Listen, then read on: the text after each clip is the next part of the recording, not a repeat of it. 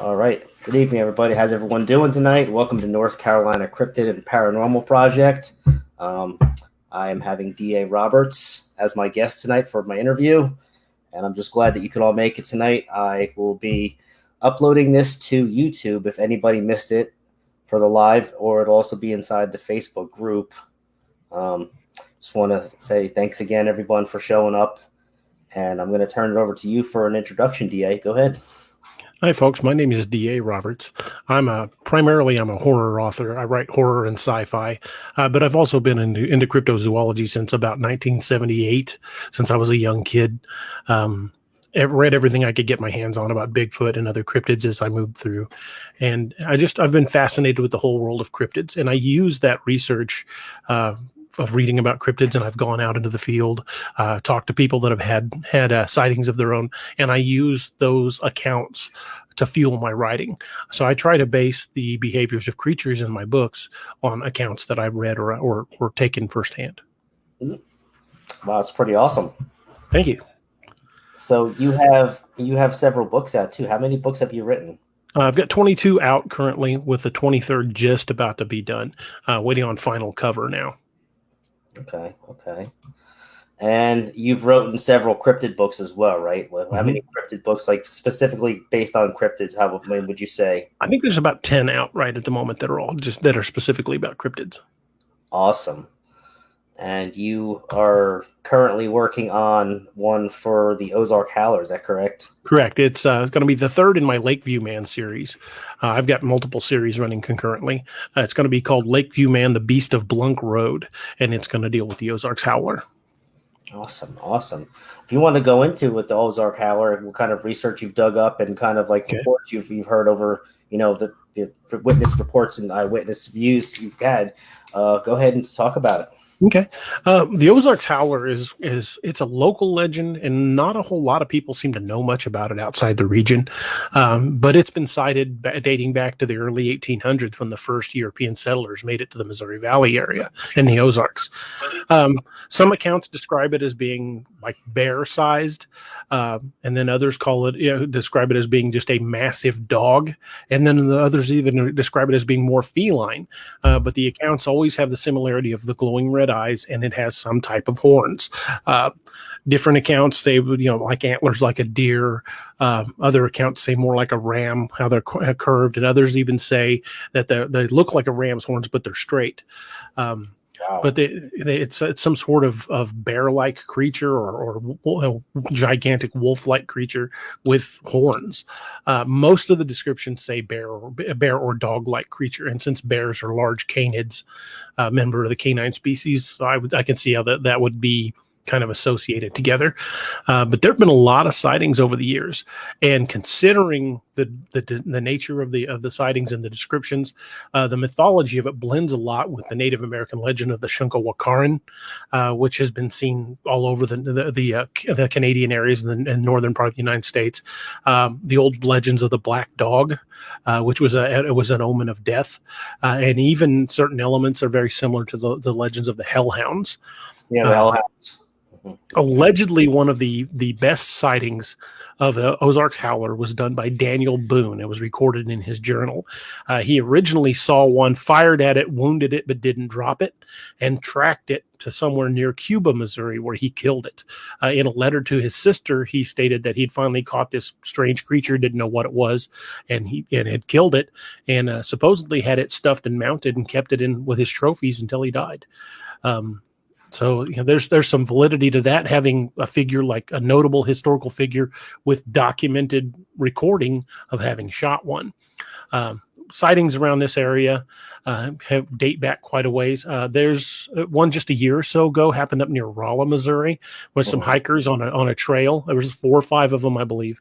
Were out walking on a trail right at dusk, and it came out of the trees and growled at them, howled at them. That's one of the other things that's very similar about the descriptions, is they all describe this blood-curdling scream/howl. Thus the name, the Ozark's Howler. But it's supposedly so frightening it'll make your blood feel like it's turned to ice water in your veins. And it's been heard by a lot of people down in Arkansas. People still claim to hear it sometimes in the deep woods. The Ozark Mountains. I don't know if y'all are very familiar with them, but the Ozark Mountains are old. They're old and they're deep and they're very, very just thick and just full of just heavy wooded. Just not too many people live out there except for your occasional, hillbillies and moonshiners and mountain men. But it's very desolate out in the high mountain. Yeah, my family's all hillbilly, and I grew up on a farm, and I grew up hearing stories like this. And there are some deep places in the Ozarks where people just don't go. I mean, there are some huge tracts of unbroken forest where the only way to get there would be walking through miles of forest on foot. So to think we know every mystery that's hidden in these hills and valleys of the Ozarks is pretty arrogant, because there are places that just probably haven't seen man in it in decades, if ever. Yeah, I'm pretty sure that those hollers run deep and thick, and they said there's a lot of people don't go in certain areas. It's probably told over the years and through history and telling through generations, that part's bad, don't go back there because the so and so's probably out there, and you don't want to go out there because if you go out there, you might not make it back.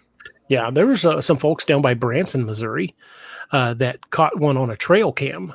The image is really grainy. You can't really see the image well, but they described what they saw, and it sounds very much like the Ozark Howler.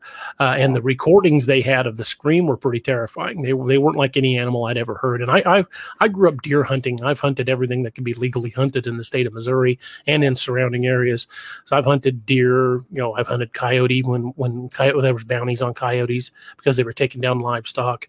I've hunted turkey. I've hunted just about anything you can hunt. Grew up hunting and fishing the woods of the Ozarks, and there have been times I've heard stuff in the woods that I couldn't identify. And I don't know if you're familiar with the call of a screech owl, or even certain species of foxes can make a really, really creepy howl or call. But I know those calls, and that's things I've heard at times were not it.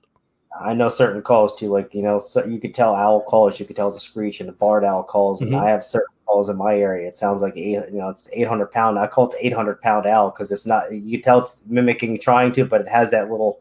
It has one thing that kicks out. You could tell it's not the owl because it just gives it away towards the end. It has I can't talk about it now because I don't want to kind of do research on it right now. But you can definitely tell the sound has just a little bit.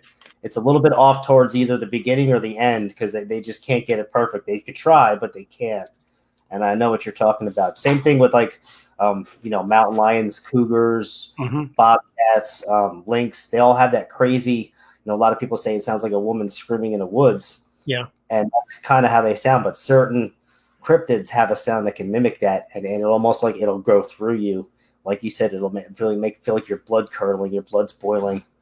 I heard a call one time, and this would have been down near Richland, Missouri, was in a deer camp, and it screamed out. And at first I thought it was a mountain lion, but it went on way longer than any cat I've ever heard. It went on for 20 seconds. I mean, it was just an unbelievably long and powerful call. That's pretty amazing. I don't like to think of being out because one of my experiences I had on my property. I had something calling out to me from my 9 o'clock and I would say like between 8 and 9 o'clock. And then the other was 20, 30 yards away from that in my 1 o'clock. And the one at my 8, 9 o'clock was probably 15, 20 feet away from me. And then the other one was probably, 30 to 40 feet from me across at like, 1 or 2 o'clock. And they were going back and forth. It was pitch black. I dropped my flashlight off a tree stand, so I couldn't see nothing, and I knew it wasn't your standard, your woods animals because the sound was just giving it away. It had that echoey sound to it, reverberated from my chest, and I was just continuously just shaking, almost like I was not having a seizure, but I couldn't stop shaking, and my heart felt like it was going to pop out of the chest. So it's that fight or flight response kicking in.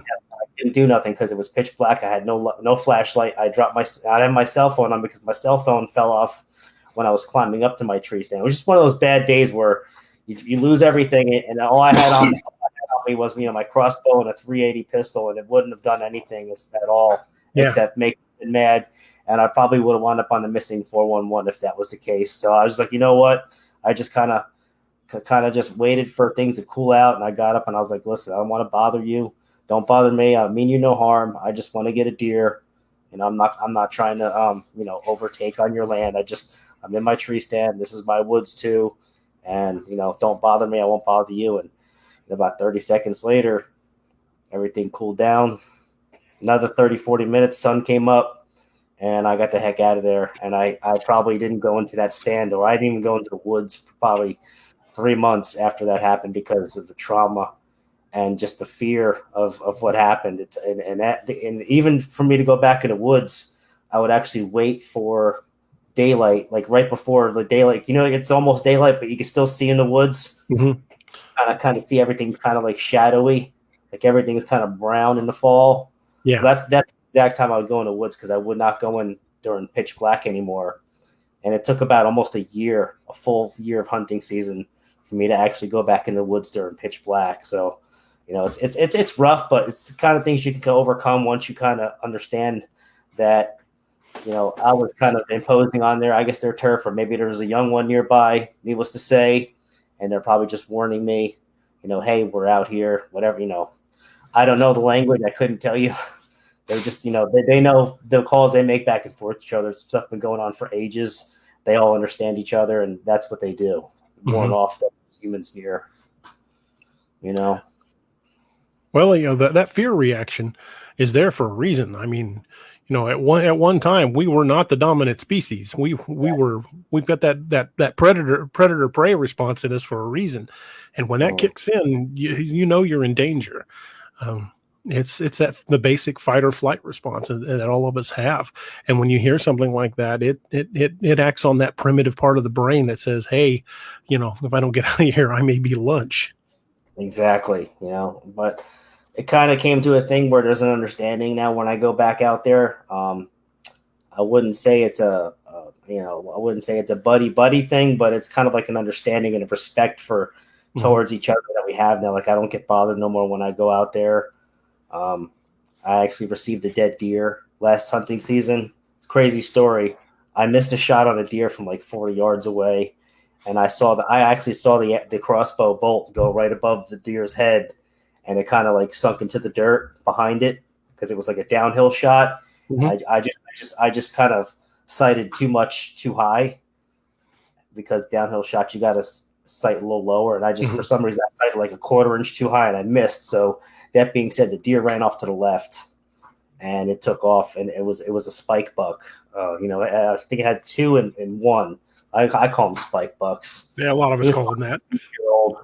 But needless to say, I went back inside after that. After I missed, I'm like, yeah, shit, whatever. I got out of the stand about another hour, and then I went on the ground for about another hour because I have like a little teepee blind stand set up that I made, and just a natural formation of a little teepee structure that I built.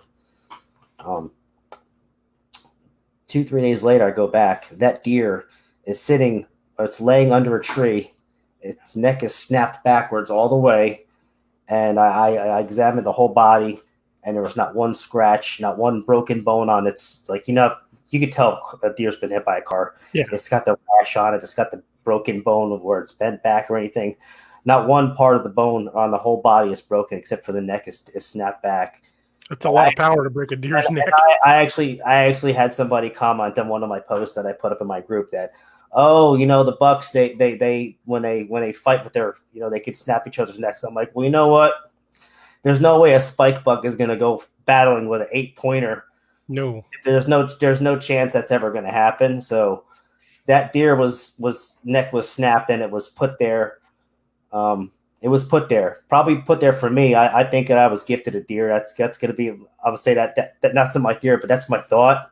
I would agree with you. They gifted me a deer because I've every now and then I'll put shells out, like from the beach. We go to the beach every year, so I'll put a couple shells out into some spots. And the spot where the deer was laying is the same spot where I put shells out. And every now and then I'll put maybe a couple rotten apples in that spot as well. It's not something I do continuously. I don't do habitual feeding. As I repeat, I don't habitual feed because that's not what you're supposed to do. But every now and then I'll gift something, like whether fruit's going to go bad, apples, whatever, something sweet. So that was a spot where the deer was laying, and I'm like, oh wow. So when I found the deer, I came up upon the deer because I always check my area like every 2 days during Yeah. hunting season when I'm not hunting, just to check for activity and whatnot, and to see kind of how the deer are coming in and what's going through. So that being said, 2-3 days later, I come back and I look in that spot, and guess what? Well, I'm sorry, back up a little bit. When I saw the deer, I dragged him 40 yards because I don't want no one to think that I, killed the deer, shot the deer, and left it. I don't want to get in trouble for poaching or whatever. So I dragged the deer off and I kind of hid it under like a little valley holler, Mm-hmm. like where the two hills meet, and there's like a little dip where like maybe like a dried up creek bed, and it's camouflaged pretty good with some thicket area. So I put it laid it right along there, 40 yards away, and needless to say, and I dragged it. You could see the drag marks. I dragged it and I left it there. 2-3 days later, I come back and I just to check and see how if it was decomposing and all that. The carcass was completely gone, and there was no drag marks. There was no fur anywhere. There was nothing showing that something, was in that area, kind of tainting up the area with like hoofs, claws, paws. I didn't even see any footprints, and it said it's like something just threw it over its shoulder and hauled it off. It's like, all right, you don't want the deer, we'll take it back. I had something similar to happen to me in a deer when I was deer hunting once. My two close encounters were both involved with deer hunting. My uncle, well, I call him my uncle. He's more like a second dad to me, but he married my aunt. He was full blood Cherokee, and he taught me pretty much everything I know about woodcraft. And just an amazing guy. He passed away a couple of years ago, and it's I still think about him all the time. But he had 168 acres, right up against about 5,500 acres of conservation land. So I always hunted on his land, and he didn't let anybody out there to hunt on his land that wasn't family. And the only way you could go hunt was check in at his house and let him know. Both times that this happened to me, I was supposed to be the only one on the land, and his nearest neighbor was miles away. It wasn't like somebody who just wandered in from another section of land. When I say his place was remote, it was remote. The nearest blacktop was 3 or 4 miles from his house. I mean, you left the end of the highway, went down a gravel road a couple miles to his driveway, which was about another half mile long back in the woods. His place was remote. It was set back far. It was out right. Nowhere. I got you. Yeah. I had a deer stand set up on his land, and I would go check it out. And, we would go out and like on the off season, we'd leave mineral blocks out or we'd scatter feed corn. So we always knew there was going to be what was going to be in the area. We kept a pretty good eye on the place. Well, I got up in the deer stand one morning, and like you said, it was before daylight, and I had my deer stand hooked on a big oak. It was a broad tree, so I couldn't just like turn my head and look around the tree. It was just too wide. I would have to remove myself from the chair and then lean out. I had to undo my safety harness, then lean out to see behind the tree. Well, at one point I heard what sounded like footsteps coming up behind me. It was definitely bipedal, and I thought it was my uncle. Thought he was coming to check on me, and it was still dark. And as I got closer, I could tell they were way too heavy.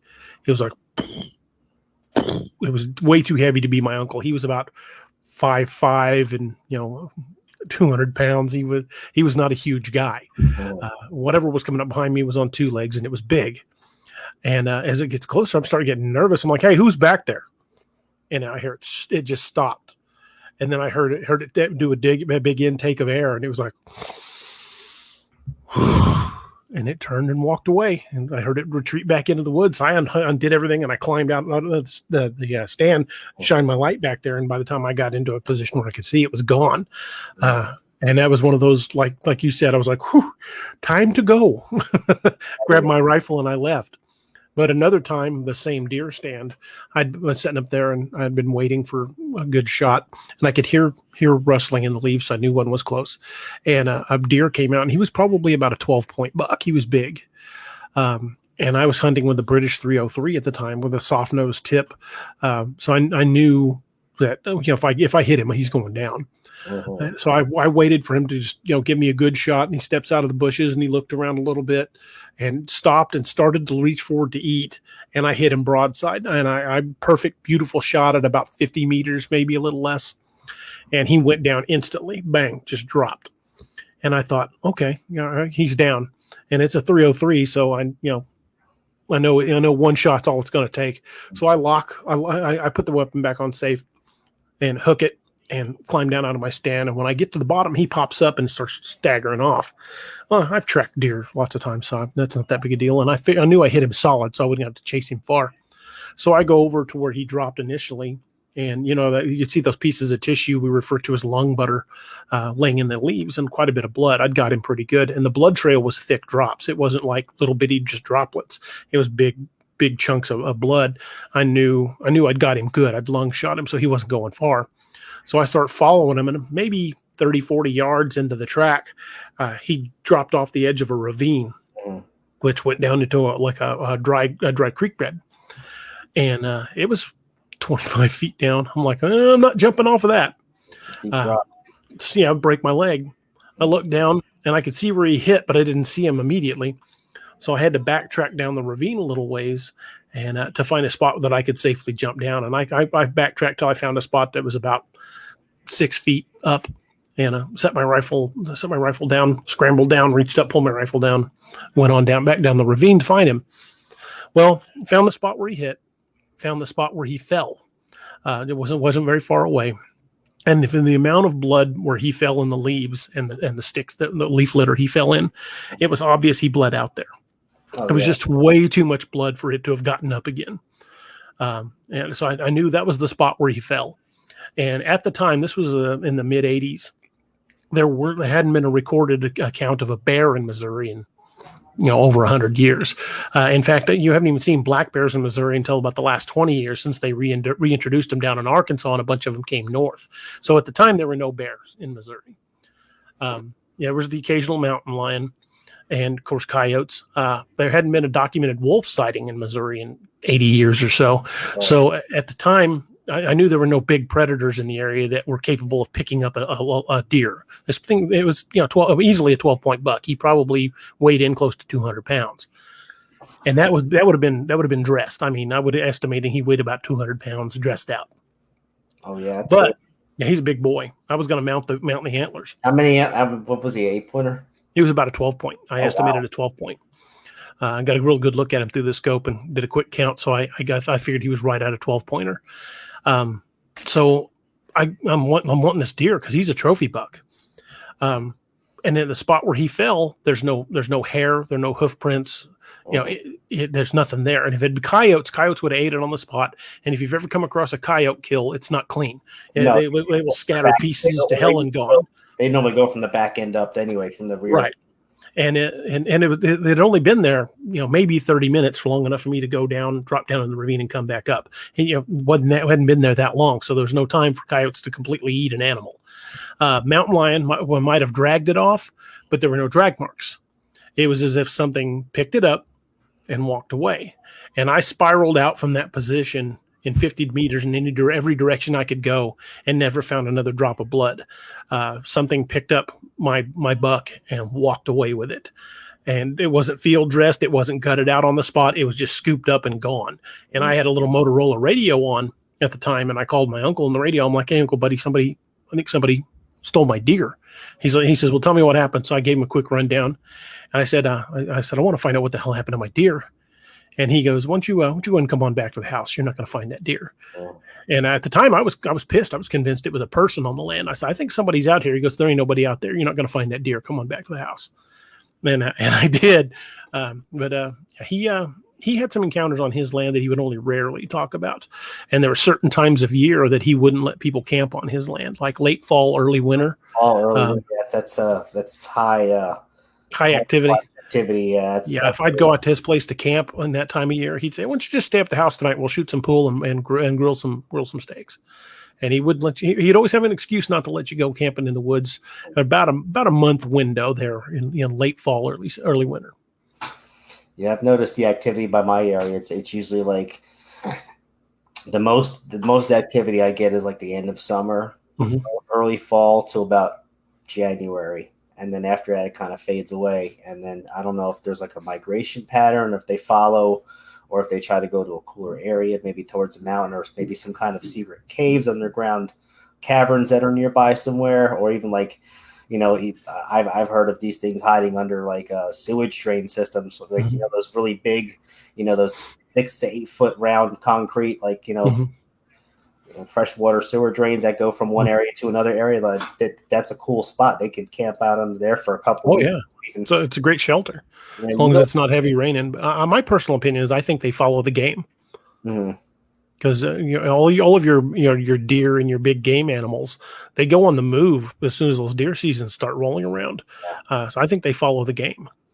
And the best thing about my property is, I was just checking yesterday. I counted about almost 10 bucks with velvet down the corner from my house, and I got about 60 plus acres of just heavily forested woods with, hills, Mhm. dry beds, and then it kind of butts up across the street to a creek, which is it's a long creek, and there's also like a greenway trail. People like jog one of those Mhm. greenway trails, and there's a long creek that goes across it, and it's probably about 15 miles from one side of Charlotte to the other side. So that's a perfect water supply Oh heck yeah. for them to follow the deer, because the deer follow that. I mean, there's crazy amounts of deer in my neighborhood all year long. So there's no need for them to go anywhere else. I said they must just go to a different area besides my property, somewhere that's cooler. Like I said, something maybe close to the water where like there'd be like a little sewer drain area where it's like a 8 foot circle grate Yeah. of a water transfer system. Mhm. Well, deer will follow their own food supply. They'll follow the acorns. They'll follow like a Yeah, winter growth, especially if there's snow peas out. So the deer will move from food plot to food plot. And I kind of figure that the Bigfoot are the same way. absolutely. When one set of vegetation kind of goes dry, they'll search for some more vegetation. Because I mean, I've got a lot of vegetation on my property. I got wild honeysuckle bushes. I mean, Nice. I've got rose. I've got some huckleberry. Uh, just a little bit of everything, and it's If you've all got berries, you'll find them. yeah. And there's a lot of them in the woods behind my house. You just got to go, searching for them. You have a couple of those little the raspberries, not the blackberries. That's what Yeah, we get a lot of blackberries here in blackberry Missouri too. trees. It's big stuff. Big. Wild blackberry bushes. Yes. We had a bunch of them that grew wild on the farm I lived on, and my mother would make blackberry pies and blackberry cobblers, and us kids would be out there picking them. But there would be sometimes you'd go out there and they're just pretty much gone. Oh wow. And also with the deer too. Nowadays, it's weird because with the population now, they'll come right up to your house. Mhm. They're not even scared of people anymore. They'll just come right through your yard and like you're outside. They'll just look at you like you're, hey, what's up? Just a couple of days ago, there was a black bear sighting in a little town north of here called Lebanon, Missouri. There was a black bear in the middle of town. Uh, Wow. as more and more the habitat is encroached upon, the animals are losing their fear, and they're going to start going into places where they didn't normally go. And you go into a town where there's people that got garbage out all the time waiting to be picked up. It's just a smorgasbord for bear. Yeah, I mean, garbage day every week on garbage day. If Mm-hmm. you got a bear, if you got an area where like towards the mountains, like there's not really a lot of bear in North Carolina where I live, Charlotte, but there's some parts in South Carolina. There's other parts north towards the mountains in the west, and there's crazy reports of bear just going to people's garbages and raiding Mm-hmm. dumpsters next to restaurants. I mean, it's free food. Why not? Oh yeah. And if bears are doing it, what else is going to be doing it? Bigfoot food. I had a buddy that went camping down near Eminence, Missouri, which is just a little bitty town out in Shannon County. I've set one of my books down in that area because it's a pretty creepy area. But he was in a camp one night and he got his phone out and started recording these sounds he was hearing in the woods. And he's like, I've never heard anything like that. It's terrifying. He says we finally got up and left, and he brought him over to the house and played him for me. And I'm like, buddy, that's an elk. Mm-hmm. He's Yeah, like, what? I'm elk, like, yeah, elk, they released a bunch of elk down near Eminence. That's a bull elk. yeah, bull elks. They'll grunt. They'll between the grunts and the yelps they'll do. They're pretty loud. And I've Yeah, I that elk screech will wake you up in the middle of the night. there's a video. There was a video going around on YouTube, and people thought it was a Bigfoot. It was actually an elk because they They don't. make a lot of racket. You got to know the sounds of animals. You have to like know what animals sound like because being a hunter for so many years, I don't really do anything out west, but I kind of know animal sounds, coyotes, Mhm. everything, bobcat, cougar, mountain lion. I've heard the elk, I've heard the moose on recordings, but I've never heard it like up front. I've hunted in Canada back in 1997, 98. And we did a bear hunt out there, and we've heard some moose, and we've heard bear, and we've actually saw a Sasquatch out there from Nice. about 80 yards away, but it was too far to see a clear detail, and the sun was starting to go down. It was right along the woods edge, along like one of those little tunnel cutout holes, Mhm. and you could just see that silhouette of a huge body on two legs, and it was massive. And we were just, me and my brother looked at each other, and we just kind of turned and turned to each other like in disbelief, like we did not just see that, and we kind of just played it off like, yeah, whatever, whatever. And then you hear like two footsteps, you can tell it's bipedal, and you could feel the ground shaking every time they took a step back and forth. Wild experience. There's more to that story, but it's very gut wrenching. It's sometimes I don't like talking about it. Sometimes I do, but I'm just I'd not. love to hear it Yeah, sometime if you. I'll Yeah. tell you one day. Yeah, I'll be Yeah. glad to. I think I've mentioned it once before, but it was a pretty gut wrenching experience because there was more than just that encounter. We actually got followed out of the woods by we don't know what. Still, we were being flanked. It sounded like a pack of wolves. Mhm. It sounded like a cross between a pack of wolves and like gorillas stomping through the woods at 80 yards from us, and if you felt like it was flanking us, and it sounded like an army of them just charging through the woods. A territorial display. They were guiding you out of the area. And luckily, the hunting guide that dropped us off with his Suburban, it was just starting to get dark. He about 5 minutes after this happened, it felt like 3 hours, but we saw the lights of the old Suburban coming down the old logging road trail, and we just looked at each other like, oh God, thank God that we're getting out of here safe, because two rifles, 4 rounds in each rifle, no really backup ammo, seven mag. I mean, 7 mag will do some damage, but 7 millimeter Magnum is not going to do a whole lot for something that's 10 to 12 foot tall, 1,200 Right. pounds. And who's to say it wasn't Dogman? I don't know. We could have seen It's far away. It's You couldn't possible. see it. But do you have any Dogman stuff? Well, I'm going to be taking part of the NADP expedition to LBL here soon, Okay. and that's going to be interesting. But I've had some interesting things happen with Dogman. I'm not really at liberty to talk about one of them right now because there Okay. might be something coming up on it. But it happened here locally, about 40 miles from where I live. In an old abandoned campground that the Army Corps of Engineers shut down 20, 25 years ago. Oh, And we had some pretty interesting. We got some really interesting footage. We'll put it that way. And when we were able to isolate the footage, we found some really creepy images in the footage. And I showed it to Nick Valente from the North American Dogman Project. And Nick told me that the image we were able to isolate was probably one of the best examples of a Type 3 Dogman he'd ever seen. oh wow, that's amazing.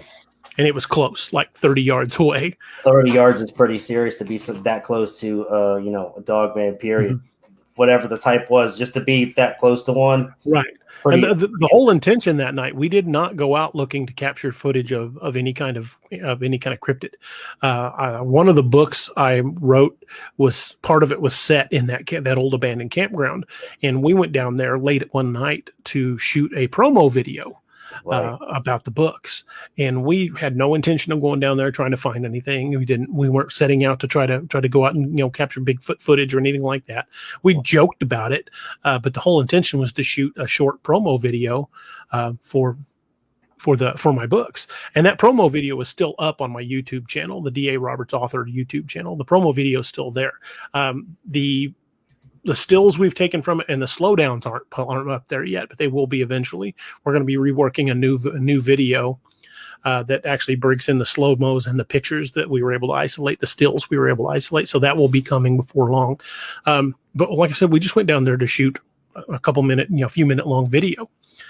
And we shot the video and didn't think too much more of it and got in the van and left. Later, when I went to upload it to YouTube, I noticed there were several spots where there was eye shine. And fairly high up off the ground. Wow. And it's Missouri. I don't put a whole lot of stock into eye shine because raccoons climb trees. There's owls. I mean, unless I can see what's making the eye shine. Eye shine could be anything, and that's how I always look at it. And there was a couple of spots where I did think, okay, well, that was not in a position where it could have been an animal. That's not on a tree branch. That was kind of in the middle of the dark. So I kind of wondered about that. But then I thought, maybe it was an owl. Who knows? So I didn't put too much into the eye shine. And it wasn't until, we shot that video fall of 2019. Mm-hmm. And it wasn't until about 7 months ago that we showed that promo video on a show that I was co-hosting called The Nightmare Hunter. And one of the guys that was in the audience said, I saw something behind that tree. And I've watched the video a dozen times. Up until he pointed it out, I never saw it. I'm like, I don't know if there's anything there. He's like, no, seriously, go back to this point.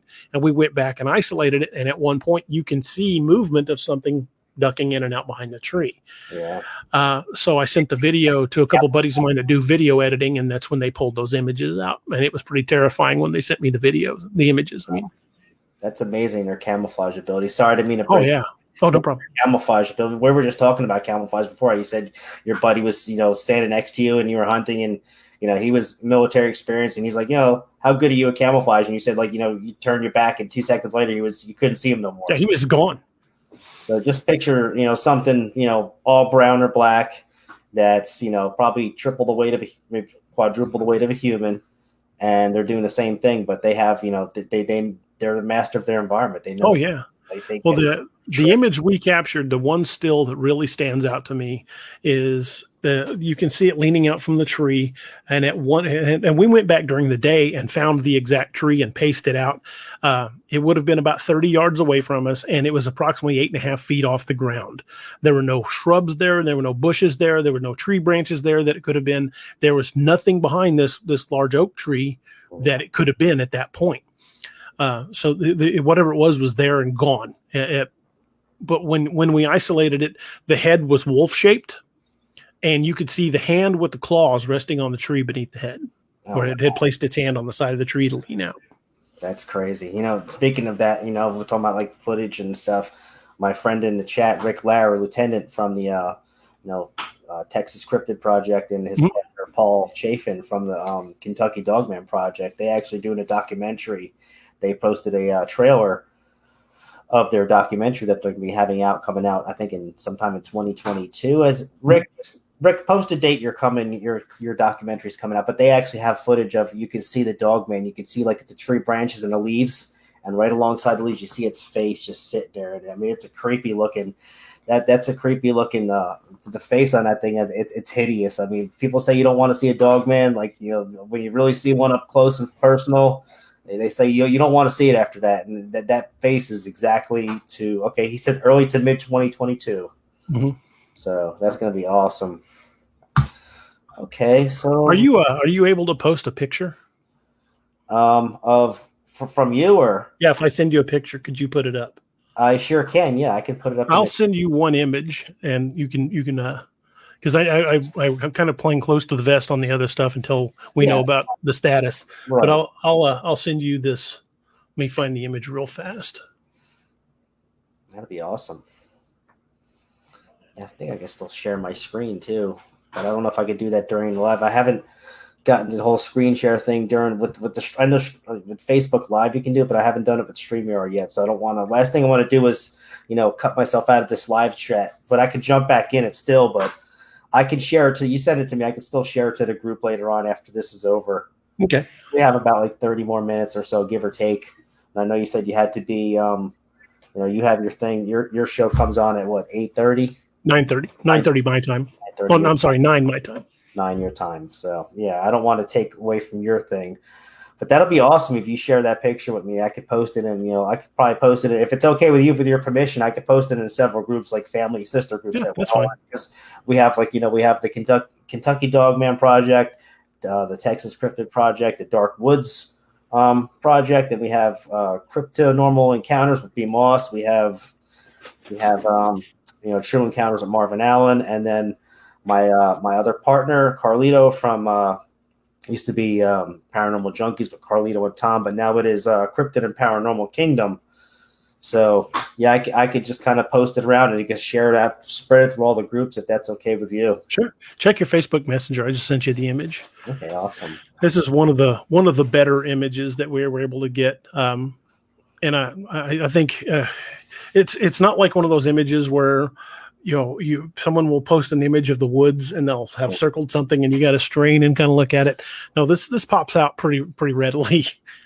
Yeah, I've had several of my own pictures that where you have to do the same thing, and I know what you mean. Yeah, and the worst part about these kind of pictures, I see. Yeah, it's pretty clear. But the worst thing I hate about these getting pictures is once you share a picture, you're distorting the pixelation. Mm-hmm. And you're kind of killing the image because once you keep sharing it, every time you share it, you're kind of losing part of your pixelation. So Right. once you share it 10 times, that picture's already done. I mean, it's so blurry you can't. The 10th person can't see nothing what exactly what you're talking about. Absolutely, Rick. No problem, buddy. It was a pleasure to put it out there. We're all looking forward to your documentary because they've got this. These guys put a lot of hard work in, and boots to the ground, investigating. That's the best part about doing this thing because I like to go out and investigate. And one of my pieces of equipment actually took a dump, and I sent it to my buddy Rick, and he's going to look at it for me and see if he can get it back in action because my night vision is very important. Thanks, Rick. Oh, absolutely. Yeah, it's night vision, and I know these things. I mean, what's your take on if cryptids can kind of sense infrared, night vision, and trail cams? You think they could sense these things? I talked to some people that live out in the deep woods here in Missouri, and they asked me not to reveal their names. But they are in the back sticks down between Kimberling City and the Arkansas border. That's I'll give you a rough ballpark where they're at, and that's some pretty dense Ozarks mountains and woods. Yeah. What they discovered on their land was that they placed motion sensors outside of their house because they had a lot of slapping on the side of the house and things looking in their window, and that what they described was a Bigfoot type creature. Well, they put motion sensor lights on every approach vector to their house. And when they would go out a short while after that, what they would find is just at the edge of where the motion sensor would kick the light in, they would find sticks stuck in the ground. So I'm not sure if they're seeing it or if they're testing it. And when it activates, they back up. And they'll push it just as far. And as soon as it starts to come on, they'll back up. I think they're testing the limits. Kind of like if you read the book Jurassic Park, how the raptors were testing the fence at different spots, testing for strength. I think they probe the edges, and when they get a reaction from the motion sensor, then they back up a pace and put a stick in the ground and don't go any closer. But that's just my theory. That's just based on people I've spoken to. Yeah, there's a lot of reports of these things throwing rocks, sticks at people's cameras, breaking them off. Even the thing with sensor lights and even infrared, not infrared, the UV lights, because they're so bright and they're sensitive, they'll throw rocks and break the light bulbs to try to keep that because it bothers them. And they could sense that stuff, I mean, easily. Oh, yeah. A lot of accounts of trail cams being ripped off like something would reach around the tree, rip the trail cam off and destroy it. So, if they may be able to see it, I'm not even sure if deer can't see it. They just don't react to it. Yeah. But if animals that have low light vision, have different numbers of rods and cones in their eyes, you don't know. I mean, look how much more sensitive a cat's eyes are than a human's. Cats can see, colors we don't even comprehend. So we can't say what the biology of any other animal is without them being able to study it. But if they can see more of the visible light spectrum than we could see, they could easily see a UV beam. Absolutely, and the funny thing about that is their frequency, all these different technology, cameras, video, they all have a different frequency that they send off. What's 60 hertz is our frequency that we read. Well, these things could probably put out 30 hertz, and they could feel that. They could feel that resonation of the frequency. So that's a good way for them to tell, how there's something. I'm not going to go that far because there's a camera right there. I could feel the frequency of bouncing off, the wavelengths. And another thing we haven't really taken into account is just because we don't hear a sound coming from the trail cam doesn't mean there's not some sort of electronic whine. Exactly. It might just be beyond our ability to hear. It might be making a high-pitched whine. We just don't hear it. Mm-hmm. Yeah, and that falls into like the frequency wavelength of sound. And the pitch, like I said, the pitch, it's almost like a dog whistle. When you blow a dog whistle, I mean, you can't hear it, but when you blow Right. a dog whistle, that'll make a dog go crazy because it Mhm. resonates on a different frequency wavelength. Yeah, and it's animals are amazing creatures, and we find really unique abilities with animals that we don't find. I mean, look, like say with whales, look how far they're able to hear whale song. Oh yeah, And that's ultrasound, essentially, very ultra low frequencies. And we talk about infrasound. We know animals. We know prime examples in the animal kingdom that do use infrasound. yeah. Elephants use infrasound. Tigers use infrasound. I think they say that the lions also use infrasound. Big cats can stun their prey with infrasound. So that's not a leap of the imagination to think that these creatures are capable of it as well. That's a good point. A very good point, because it's just there's so much scientific part of it that it's only a matter of time before we can figure out, and we can do some more research, and we can get to like a better answer to how they partake it. Mm-hmm. Well, me coming from a law enforcement background, I was in law enforcement for the better part of 20 years. Me coming from a background, I tend to place the most value on evidence that I can physically collect. But I will never be the guy that says, mind speak is impossible. It can't happen. I'm not going to be that guy, because we don't know. I'm not gonna dismiss anybody that says, I received a mental communication. I'm not going to dismiss that. It's never happened to me, but I have had situations where I went into the woods, and you just get that feeling you shouldn't be there. And I don't really think that's mind speak, so to speak. Is more of the primitive part of your brain saying there's a predator in the area and you probably ought to get out of here. Yeah. So I've experienced that, but I don't know that I would refer to it as mind speak. But I won't dismiss the accounts of people that have had it. I'm not the guy that can say that. I don't know. None of us know. So the theories that that Bigfoot might be some form of Nephilim. I'm not going to say that's impossible. It can't happen. I'm not going to be that guy, right, because we don't know. It very well could, or it could be just a bipedal ape. We don't know until we have a lot more information. We need to stop fighting amongst ourselves because we hold different opinions on what they could be until we know. Take the accounts, study the behaviors, and don't dismiss any account unless we know it's a known hoaxer. So we really can't dismiss any evidence until we have a physical specimen to study. Right.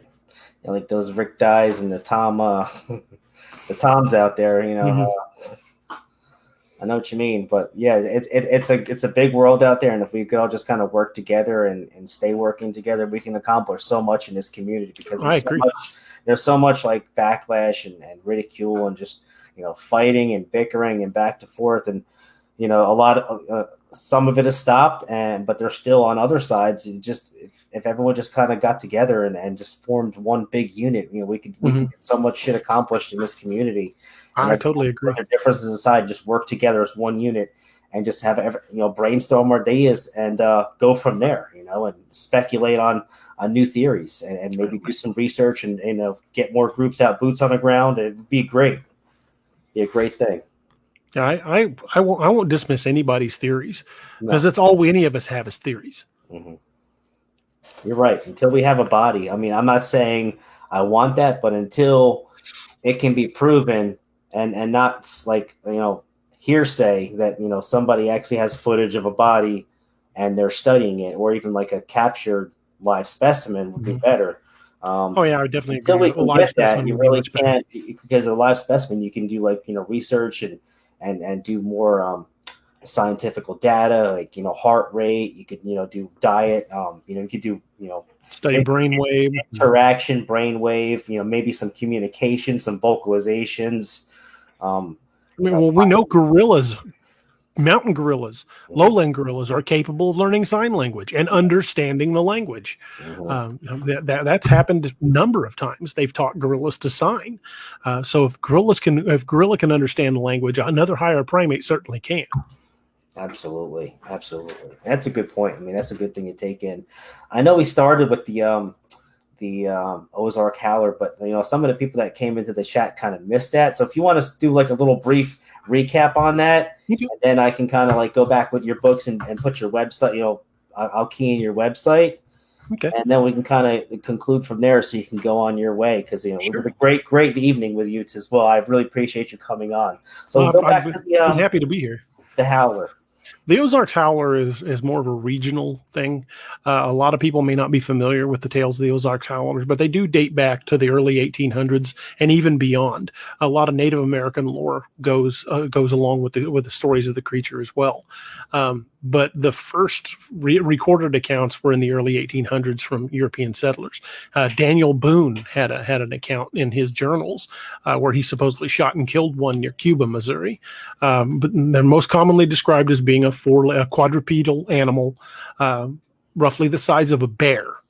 Some people describe it as a bear, some describe it as a dog, but bears and dogs are both member of the canine species, so I can see the crossover there. And a few have even described it as being just a big cat.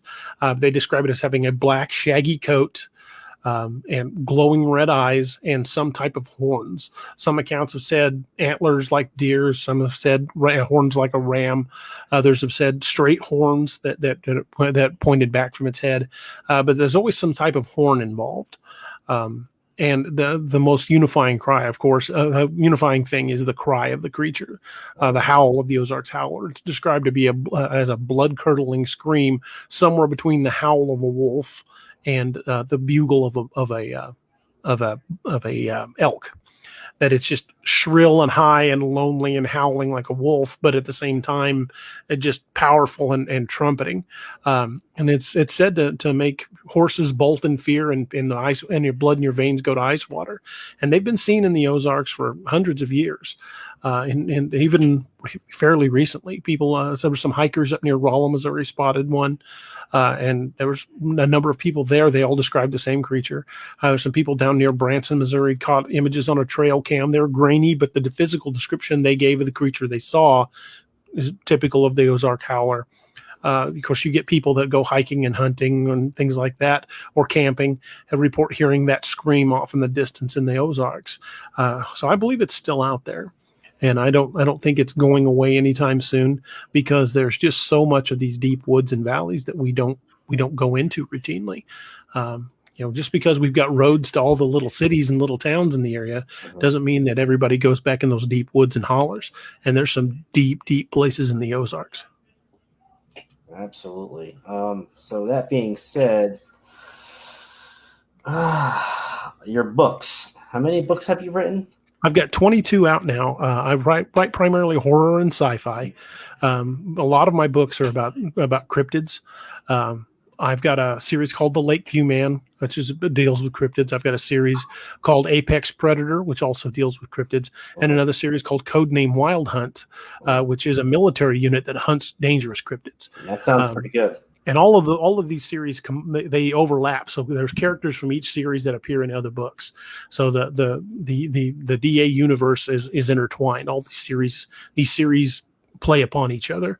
I've got the first book of a new series called The Nightmare Hunter, which is just about to come out. It's done. I'm just waiting on the final cover. It should be released very soon. And it also deals with cryptids.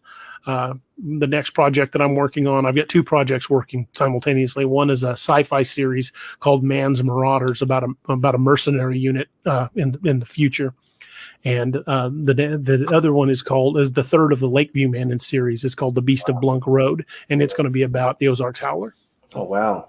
So if somebody wanted to go buy your book, how would they go about getting one of your books? Books are all currently available in print and Kindle, and some of them are in audio, but we are working on getting all of them. You can find them on Amazon. My Amazon author page is www.amazon.com/DARobertsauthor.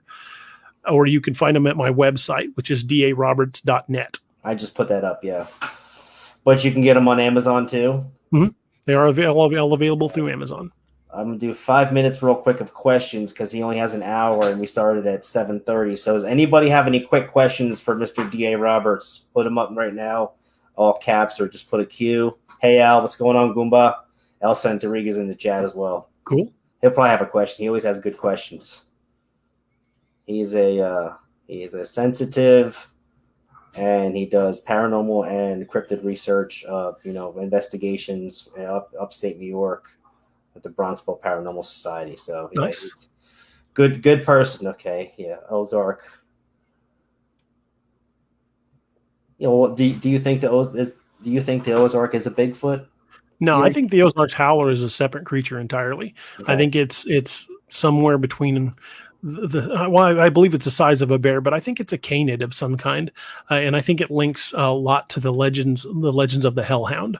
There was a creature spotted in Nixa, Missouri, 50 years ago that they called the Nixa Hellhound, which I think was a remnant of whatever the Ozark's Howler is. But I think it's dating back to some of the native accounts. I think it's just a beast of ill omen. Uh, I think it's more mystical in nature than Bigfoot. I think Bigfoot is more physical, but there's a long history of Bigfoot in the Ozarks. If you want to look up the Missouri Monster or Momo the Yeah, Monster. Momo. Yeah.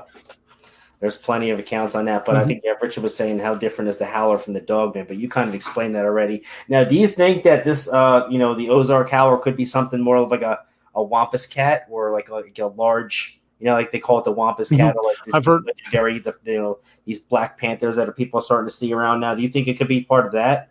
I think it's possible. I think it may also tie into the Native American legend, the Shunka Wakaran, Okay. or the black dog of Celtic mythology. Mhm. I think it's very possible that they could have been describing similar, if not the same creature. That's a good point. Because I know North Carolina back in, I think it was either the 40s or the early 50s. You had the Beast of Bladenboro, North Carolina, and this thing was going around, terrorizing people's farm animals, livestock, killing chickens, and a lot of reports. It's like large cat-like, and the main trajectory. People say it's probably like a Black Panther from back when, before they knew that they were going around the state, because there's a lot of reports of the Black Panther in the North Carolina. I mean, if you think about the football team, they're called the Carolina Panthers. You go to the stadium, it's a huge Black Panther statue at the stadium. So, okay. Do you have any images of the Ozark Howler? I don't have any images personally, Okay. but there are a number of images floating around the net. Some of the only images I've heard of people getting an actual, other than like artist renditions, are pretty grainy trail cam images. Most of the descriptions come from eyewitness accounts. I personally have never seen one, but I think I've heard one. Okay, that's pretty good. Let's see if there's any more questions. All right, does anyone have any more questions? Because we will be getting ready to cut off soon.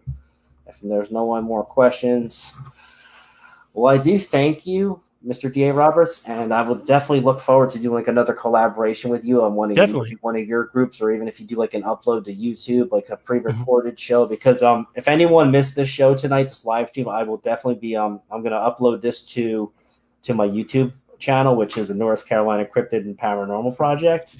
One more question. Oh, we actually got two quick questions. Awesome. Last two questions, guys, because he's got to run in a couple minutes. Do you think they are demonic?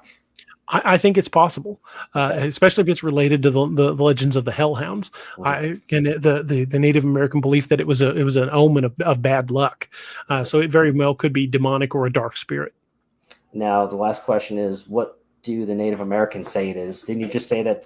Yeah, they talked about it being an ill omen, a bad omen, usually the sign of death. Wow. So it's almost like the Grim Reaper, but a four-legged form of the Grim Reaper in the native. Okay.